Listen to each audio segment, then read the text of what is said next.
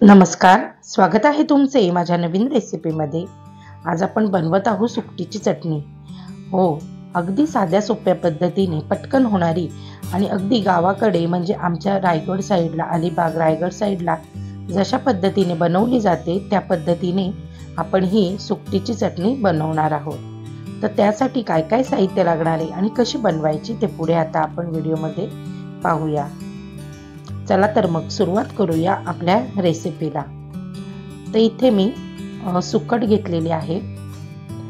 तर सुकट जी आहे ही आधी आपल्याला चांगली निवडून घ्यायची, स्वच्छ करून घ्यायची, पाखडून घ्यायची आणि मग एकदा आपल्याला ही भाजून घ्यायची। तेल न घालता आपल्याला ही भाजून घ्यायची आणि नंतर आपण पाण्यामध्ये ठेवायचे अर्धा तास। त्यामुळे काय होतं, जर काही माती खडा वगैरे असेल तर तो पाण्याच्या तळाला जाऊन बसतो आणि सुकट छान अशी वरती येते। आणि मग 2-3 पाण्याने आपण स्वच्छ ही सुकट धुवून घ्यायची। भरपूर कांदा घेतलाय मी, 4 कांदे घेतलेले आहे आणि छान असे बारीक कापून घेतले। कांद्याने काय होतं, आपली सुकट छान अशी सॉफ्ट बनते।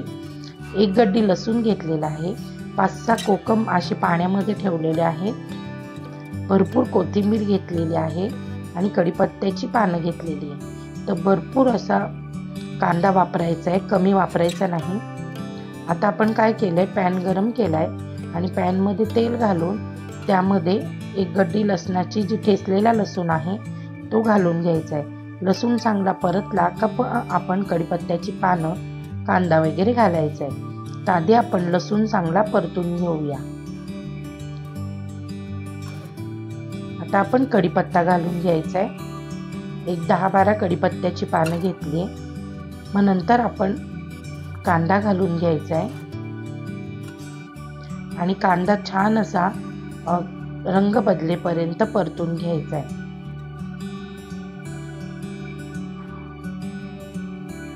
तर कांद्याचा रंग गोल्डन असा येईपर्यंत आपल्याला कांदा परतून घ्यायचा आहे।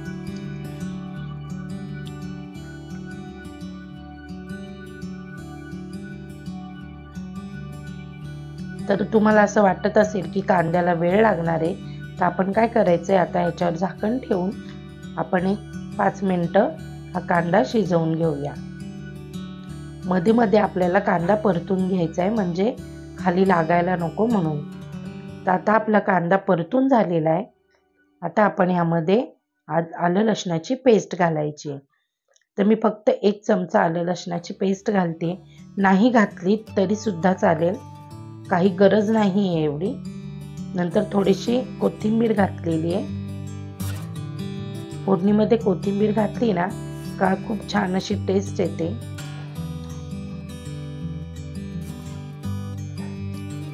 आता आपण मसाले घालूया। तर आधी अर्धा चमचा हळद घातली आहे, नंतर आपण इथे 1 चमचा धणे पावडर घालणार आहे आणि आता आपण जो आपला घरगुती मसाला असेल, तुम्ही जो वापरत असाल तो घरगुती मसाला इथे घालायचा आहे, 2 चमचे, आणि छान असं परतून घ्यायचंय। आपल्याला इथे गरम मसाला पावडर वगैरे घालायची नाहीये। आणि आता धुवून घेतलेल्या जी सुकट आहे ही सुकट आपण इथे घालूया आणि छान असं परतून घेऊया।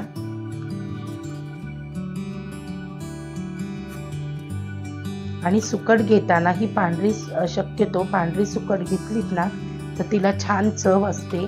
जर ती लाल पडली असेल तर ती सुकट म्हणजे जुनी आहे हे लक्षात घ्यायचं। पांढरी जर सुकट असेल तर ती चांगली फ्रेश अशी सुकट असते। आता आपण यामध्ये जे कोकम पाण्यामध्ये भिजत घातलेले ते पाण्यासकट आपण इथे घालून घेणार आहोत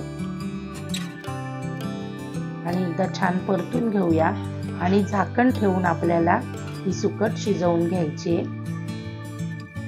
आपल्याला इथे पाणी घालायचं नाहीये। जर तुम्हाला असं वाटत असेल खूपच कोरडा आहे तर तुम्ही इथे फक्त 2 ते 3 चमचे पाणी घालू शकता। नंतर आपण इथे आता मीठ घालून घेऊया। तर मीठ घालताना लक्षात ठेवायचं की मी कांदा परतताना सुद्धा मीठ घातलेलं आहे। नंतर आपण कोकमामध्ये सुद्धा आपल्या मीठ असतं आणि सुकट सुद्धा थोडीशी खारट असते, त्यामुळे मीठ हे बेताने घालायचं। आता कोथिंबीर घातली आणि झाकण ठेवून मी 5 ते 7 मिनिटं ही सुकटीची चटणी शिजवून घेते. तर आता मी बघते की आपली सुकट झाली आहे का ते. हे बघा किती सुंदर रंग आलाय आणि आपली सुकट किती मस्त अशी झालेली आहे. कांदा भरपूर घातला ना की सुकट छान अशी सॉफ्ट होते, मस्त होते. तर कांदा शक्यतो भरपूर घालायचा.